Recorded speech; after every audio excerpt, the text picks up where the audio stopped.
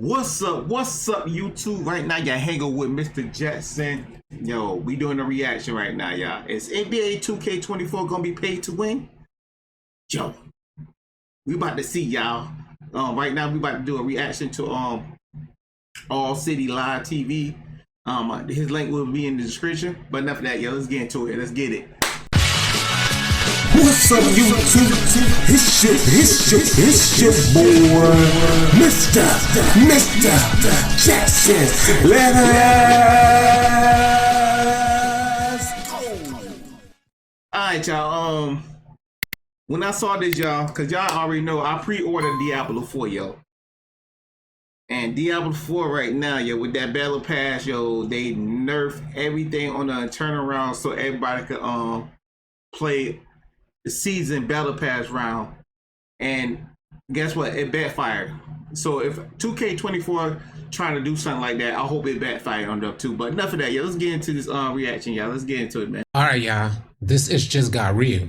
In NBA 2K24, it's almost guaranteed that y'all gonna spend more money. We finna get right into it. Y'all lock in. Be sure to drop a like. But yes, it felt like that, yo. I'm trying to tell you, ever since I ain't gonna try to stop too much, but it felt like that to me ever since I think 2K, I don't know, 21 or 22 started coming out. You could see that the price started going up, y'all, every year. Then 2K23 was like real high, yo. You could only make one player, yo. You had to spend literally $150 to get your character 88 overall, or 85 overall. I can't remember because I made one on NBA 2K23. I only made one player, y'all. And I messed out that one player. That was it for me, yo. So I ain't really played too long on NBA 2K, but it seems like every year I'm playing less and less of 2K.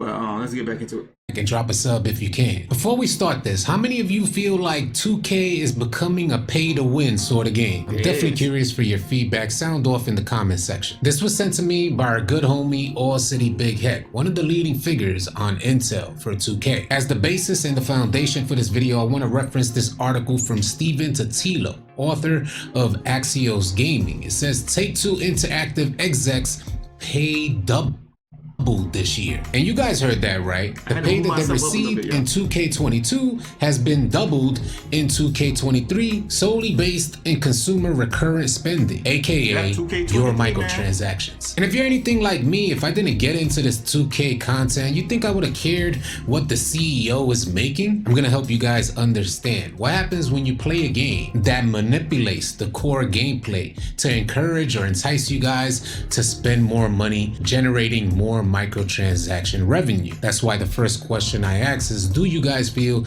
that NBA 2K is turning into a pay to win sort of game? I don't know how many of you guys remember, but I remember 2K when you didn't have to spend a dime outside of the unit sale. Nowadays, you can't even compete online if you haven't purchased Gatorade or Skill Boost. Can you guys picture getting a $40 million raise from one year to the next? Well, that's exactly what happened for Take-Two execs. But don't just take my word for it, y'all. Let's reference this article. And by the way, I'll have this article linked in the description below in case you guys want to read through it in its entirety. It says NBA 2K and Grand Theft Auto publisher Take-Two Interactive is paying its two top executives $72 million this year. And it goes on to say that's a number that could go far higher based on some factors, including an uptick in player microtransaction spending. That's you got.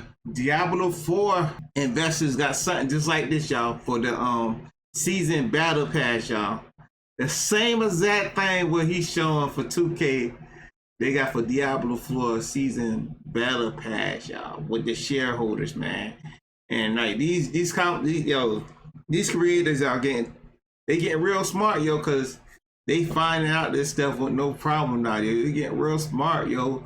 These AAA companies, they don't have to get smart, man, because when people keep seeing stuff like this, man, people gonna get tired of this, yo. Especially, yo, I'm trying to tell you, yo, I don't know how much money 2K made off of 2K23, yo, but I don't think they made that much as the old 2K, y'all, on 2K23, because I know a lot of people that's on my friend list, they highly play 2K23, y'all. But enough for that, let's get back into it, man.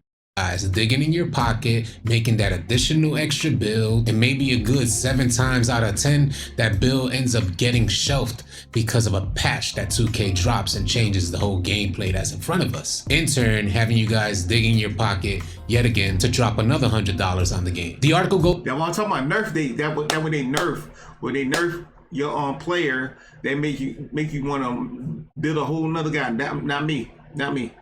They nerfed my guy, but I figured a way how to change up my badges to make my guy play just like he was playing before, y'all. He wasn't perfect like he was before, but he was playing just like he was playing before. They will do that, yo. That's what they did with the, Diablo 4, and it backfired on the devs. Goes on to say the pay disclosed in Take-Two's annual proxy filing to shareholders offered a mix of cash and stock is more than double the exec's 2022 compensation, which was $30 million.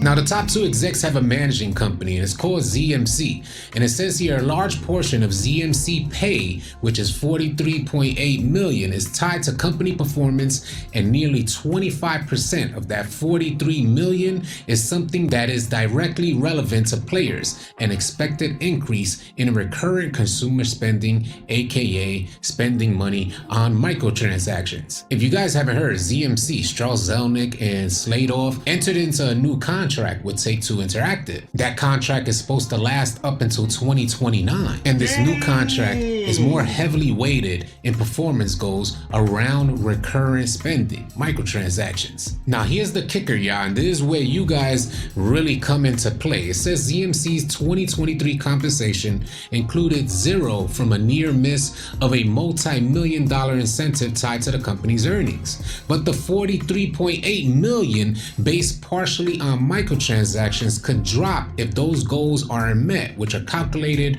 over multiple years. You think them boys... Yo, if you watching this, y'all, if y'all watching this, highlight that, y'all.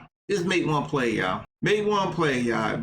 If y'all make more than one player, all you're gonna do is keep putting money in their pockets, and every year, every 2K come out, the payout gonna keep increasing, y'all.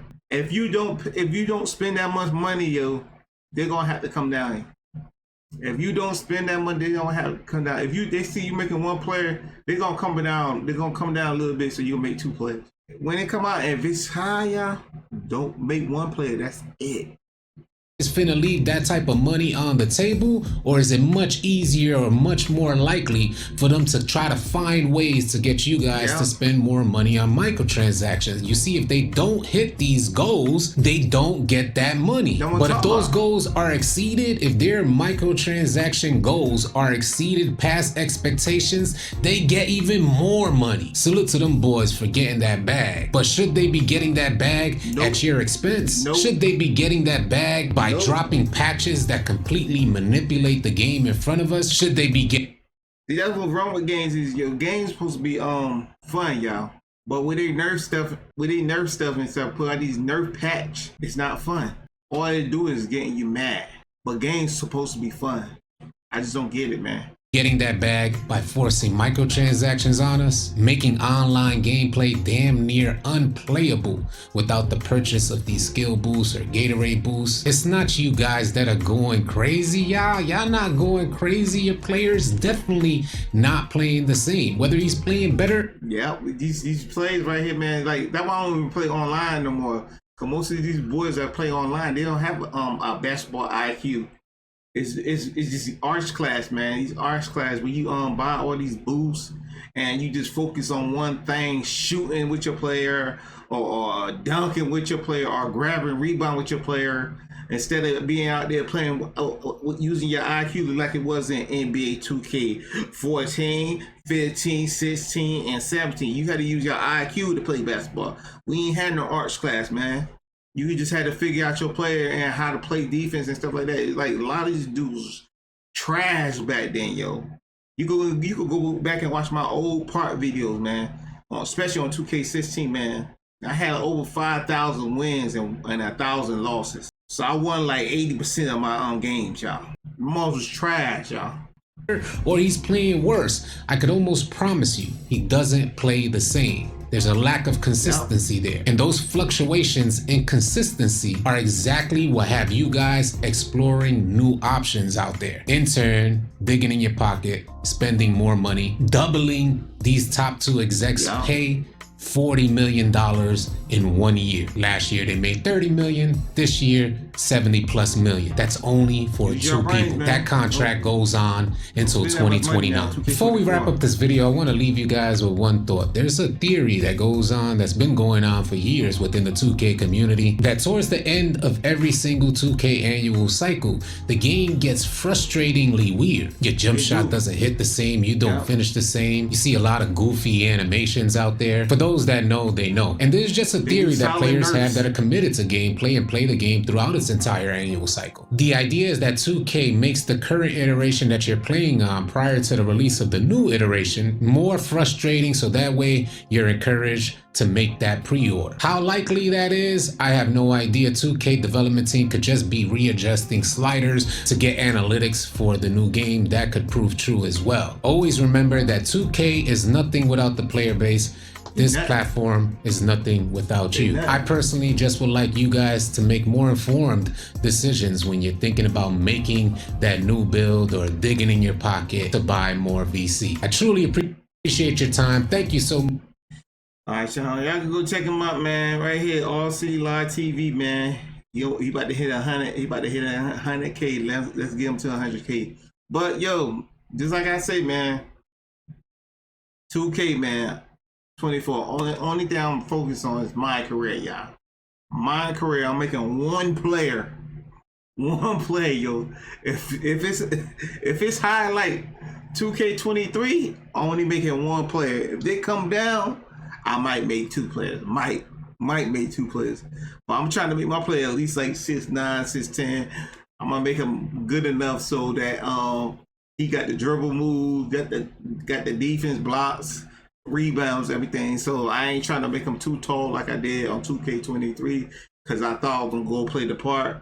But when I saw all the high prices and stuff to get your guy maxed out and stuff, and these different storylines you gotta walk through and all this stuff you gotta do at the park and the open world and stuff, man, that just killed my vibe. They even play the part, y'all.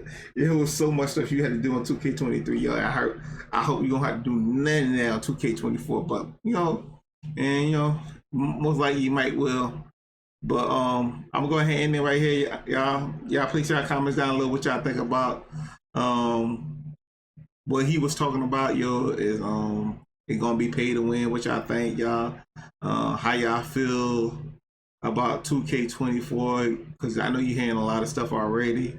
What you want 2K24 to be, and what's the mode that you play on 2K24. All right, y'all. See you. Peace. I'm out.